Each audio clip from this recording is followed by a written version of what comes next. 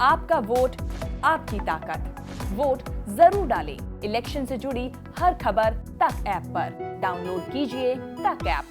उत्तराखंड विधानसभा चुनाव की कवरेज के लिए निकली उत्तराखंड तक की टीम इस बार उत्तर प्रदेश के मुख्यमंत्री योगी आदित्यनाथ के गांव पंचूर भी पहुंची। वहीं हमारे सहयोगी ने योगी के गांव के लोगों से बातचीत की। बातचीत के दौरान पता लगा कि योगी के गांव का एक हिस्सा ऐसा भी है जिनके साथ काफी समय से भेदभाव होते आ रहे हैं। लोग कई सालों से सड़क और पीने के पानी समेत तमाम आवश्यकताओं के लिए संघर्ष कर रहे हैं। देखिए योगी के गाँव से श्रेया बहुगुणा की एक खास रिपोर्ट।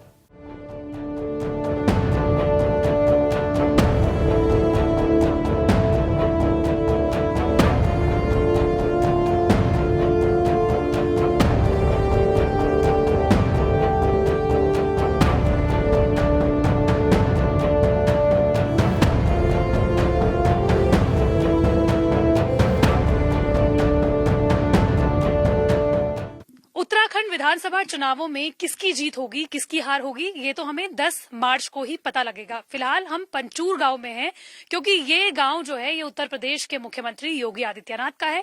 इसलिए यहाँ पर राजनीतिक सुगबुगाहट कितनी है ये जानना जरूरी हो जाता है। यहाँ पर हम आए, लोगों से बात की तो जिन्होंने कहा कि योगी आदित्यनाथ की वजह से यहाँ पर ज्यादातर लोग जो है वो बीजेपी को ही वोट डालते हैं और कई समय से, सिर्फ 5 साल से नहीं बल्कि 20 सालों से ये जो गांव है ये बीजेपी के वोटर का ही रहा है। लेकिन जब हमने उन गांव के लोगों से बात की तो वहां पर हमें चंद्रकला बिंजोला जी मिली, जिन्होंने हमें इसी गांव में हो रहे भेदभाव के बारे में बताया। ये मैं आपको क्यों कह रही हूँ, दरअसल पंचूर गांव जो है ये अलग अलग यहाँ पर जो घर है वो अलग अलग जगहों पर बटे हुए हैं। सारे जो घर है वो एक ही जगह पर नहीं है। ऐसे में जब हम चंद्रकला जी के घर पर आए तो ये पंचूर गांव में ही 1.5 किलोमीटर आगे था, जहां पर ना तो कोई सड़क थी और ना ही यहाँ पर बेसिक सुविधाएं थी। यहाँ पर कौन कौन सी सुविधाओं की मुहैया नहीं कराई गई है ये गांव वालों से ही जानते हैं। सबसे पहले ये बताइए कि चंद्रकला जी ने हमें बताया और हम वहां से आए भी, हम आपको स्क्रीन पर दिखा भी देंगे कि किस तरीके से 1-1.5 किलोमीटर जो है हम पैदल रास्ते से आए। तो अगर सबसे पहला सवाल तो मेरे दिमाग में जो मैं कंसर्न हुई वो ये कि अगर कोई बीमार है या कोई प्रेग्नेंट महिला है या कोई बहुत ज्यादा बीमार है तो वो क्या इसी रास्ते से होते हुए जाएगा? भाई यही रास्ता है सर। मैं तो खुद ही हार्ट पेशेंट आदमी, 4 स्टेंट पड़ रखे मेरे, और ये कैंसर का बीमार मेरा पड़ोसी जो है 2-3 परिवार इससे भी आगे हैं, अभी 2-2.5 किलोमीटर ना, तो सब लाचार है। रात भर तो तकलीफ, बस मेन रास्ता यही है। कोई पड़ोसी भी कोई उठाने वाला भी नहीं है, साधन कुछ भी नहीं, बस हर चीज से, पानी से, सड़क से बहुत परेशान है। तो दूसरा सवाल ये कि जो छोटे बच्चे हैं जो कि 5th तक जाते हैं वो भी इसी रास्ते से जाते हैं? यही मेन रोड यही है हमारा। वो मेन रोड में निकलने का है, वही 4 किलोमीटर करीब पड़ता है मेरे घर से। यहाँ 1.5-2 किलोमीटर पे तो यहाँ पे है, इससे 1.5-2 किलोमीटर और आगे है। यानी कि जो बच्चे हैं वो रोज 4 किलोमीटर दूर, 8 किलोमीटर। हाँ, जंगल का रास्ता है पूरा, आना जाना। ये बाघ भी होते हैं? बिल्कुल, बस सब जानवर है, सब जानवर है। एक माचिस की तिल्ली के लिए भी वहाँ मेन बाजार हमारा वही है। हाँ, रास्ता वही है। कोई भी चीज वस्तु परिवार के लिए चाहे तो बस मेन रास्ता समझो, बस कोई तो तकलीफ में आना जाना रात भर तो सब यही है। ठीक है, बाकी समस्याएं जो है, पानी की भी समस्या आप लोगों ने बताई थी, सड़क की भी थी, लेकिन जो ये सड़क है, क्योंकि हम जब आए यहाँ पर तो योगी आदित्यनाथ जी के घर तक तो सड़क थी और पक्की सड़क थी, तो उसके बाद कभी सड़क आप लोगों ने कभी कहा नहीं सड़क बनवाने के लिए? उस टाइम हमने कहा और कागज भी बनाए। उनके पिताजी थे घर में, रेंजर साहब, और वहाँ पर सभी 12-14 आदमी गए वहाँ पर, तो वो भी कागज बनवाए थे। तब आज तक उसका भी पता नहीं है। कितने साल हो गए इस बात को? लगभग हाँ 8-7 साल हो गए लगभग। जब उनकी यहाँ रोड आई ना तभी से हमने तभी बोला था। उनके यहाँ रोड कब से आ गई थी? दूसरी वाली रोड तो उनके घर में ना 5-4 साल हो गए। 4-5 साल? हाँ जी। और उसके बाद कभी आप लोगों ने मिलकर, जैसे आपने कहा 3 बार मिलके उनसे बात की, गांव के सारे परिवार वाले वहाँ मिलने को गए, और तब तक वो योगी जी के पापा जी तो गुजर गए थे। फिर उनके जो बड़े भाई लोग थे उनसे हमने अर्ज फर्ज की, यार थोड़ा हमें भी सहूलियत होनी चाहिए। तो बोला होगा होगा, अब होगा तब होगा। तो अभी तक तो कुछ हुआ नहीं। 3-4 बार उनके घर पे गए हैं हम, जिन लोगों को परेशानी है। और हमारे बच्चे लोग तो पलायन ही कर गए, बूढ़े बूढ़े हैं घर में, अब कोई हमें देखने वाला नहीं। अब बच्चे तो अपने, यहाँ कोई साधन ही है नहीं, अपने बच्चे फैमिली लेके निकल गए।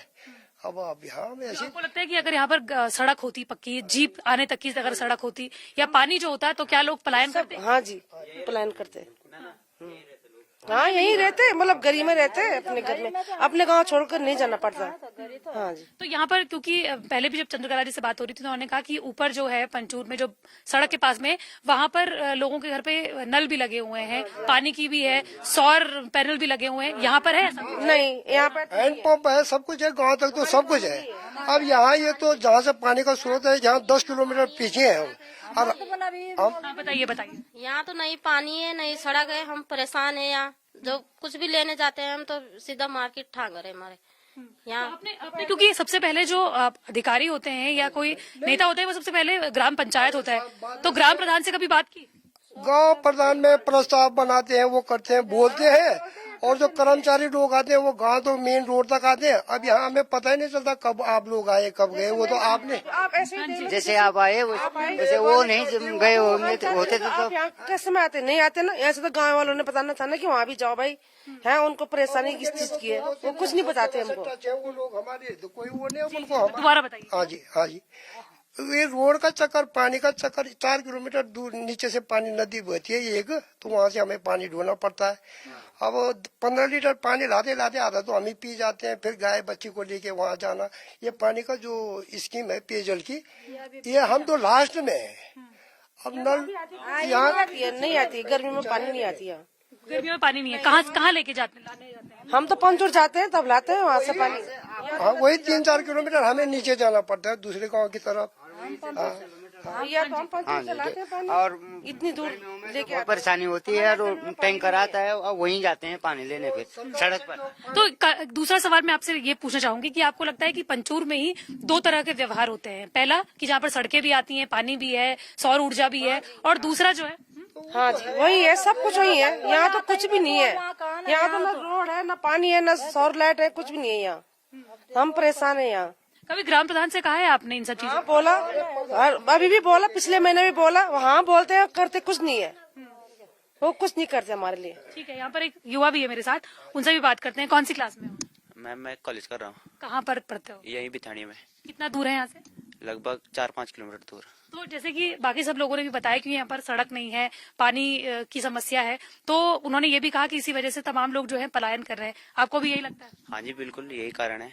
यहाँ रोड नहीं है, एक शिक्षा भी दूर है, मतलब स्कूल भी आप लगा लो। यहाँ से हमारे इधर से 3 किलोमीटर एक प्राइमरी स्कूल है। 3 किलोमीटर सोच लो आप, छोटा बच्चा कैसे जाएगा, मतलब 3 किलोमीटर। अभी उतना ही चले? हाँ मैं भी उतना ही चला हूँ, छोटे से, मतलब जितना भी है इतना ही है, मतलब इतनी ही दूर है। और जब 8th के बाद जब आप 9th 10th 11th 12th वो कितना दूर है? 12th तो यहाँ 8 तक है स्कूल गांव में, और 12th तो दूसरे गांव जाना पड़ता है, लगभग 4-5-6 किलोमीटर दूर है फिर। हाँ जी। तो अब मैं आप लोगों से आखिरी सवाल ये पूछना चाहूंगी कि आप लोग क्या चाहते हैं इन चुनावों में, क्योंकि हम लोगों ने आप लोगों से जब बात की, चंद्रकला जी से भी बात की, तो उन्होंने कहा कि ये जो गांव है वो बहुत पहले से ही योगी आदित्यनाथ जी की वजह से बीजेपी को वोट देता रहा है। साहब अभी भी देख के आ रहे हैं, पार्टी विशेष से कोई वो नहीं। अब तो कोई भी पार्टी आए जो हमें सहूलियत कर दे, हम उसी को दे दे, हाथ में पकड़ लो जो हमारी वोट है। और वादे होते हैं हर साल इसी तरह के? वादे तो बराबर ऐसे ही, वो क्या हर साल ऐसी वादे होते हैं कि रोड बनेगी, रोड, हाँ बस ऐसे बोलते हैं, पर बनाते नहीं। तो प्रधान भी यही बोलता है कि अब की बार मेरे को बना दो, मैं ऐसा कर दूंगा तुम्हारे लिए। प्रधान बनाते रहते हैं, बदलते रहते हैं, करता कोई कुछ नहीं है। बोलते करते कोई कुछ नहीं है। तो यहाँ पर कम से कम वोट मांगने आते हैं? हाँ बराबर आते हैं, और है एक बार नहीं 100 बार आते हैं वोट मांगने के लिए, तो बराबर आते हैं। उसके बाद कभी आते हैं? नहीं, उसके बाद तो मैं भूल जाते हैं बस हमको। उन्होंने जब वो जीत जाएंगे तो फिर क्यों आना है? जब लेकिन वोट मांगने के बाद वोट मांगने के बाद कोई नहीं आता है फिर इधर, ठीक है। कोई देखता नहीं है। तो यहाँ पर आपने देखा कि पंचूर में ही किस तरह से 2 अलग अलग व्यवहार है। जब हम आपको साथ साथ में विजुअल भी दिखाते रहेंगे कि जब हम यहाँ पर आए तो एक पक्की रोड, सीमेंटेड रोड यहाँ पर दिखाई दी, कंक्रीट की रोड भी यहाँ पर दिखाई दी। जब उनके यानी कि योगी आदित्यनाथ जी के घर पर गए तो वहां पर सरकार ने वाई सिक्योरिटी भी मुहैया कराई हुई है। वहां पर पुलिस बल जो है वो मौजूद है, जो कि परिवार से फिलहाल बात नहीं करने दे रहा है। लेकिन जिसके बाद हम पंचूर गाँव में आए और यहाँ पर अलग अलग जो गाँव है वो वहां पर घर जो है वो अलग अलग जगहों पर बिखरे हुए थे। लेकिन जब हमने चंद्रकला जी से बात की और थैंकफुली वो हमें यहाँ पर लेकर आई और उन्होंने बताया कि किस तरीके से एक ही गांव में दो अलग अलग तरह के व्यवहार हो रहे हैं। छोटे छोटे बच्चों को 4 किलोमीटर 5 किलोमीटर पैदल चलना पड़ रहा है, बूढ़ों को, बीमारों को यही रास्ता जो है जिस रास्ते से हम आए उसी रास्ते से चलना पड़ता है। स्वास्थ्य सुविधाएं यहाँ पर नहीं है, शिक्षा की व्यवस्था नहीं है और सड़क और पानी जो सबसे बेसिक सुविधाएं किसी भी इंसान को मिलनी चाहिए वो तो इस गांव में मुहैया नहीं कराई गई हैं।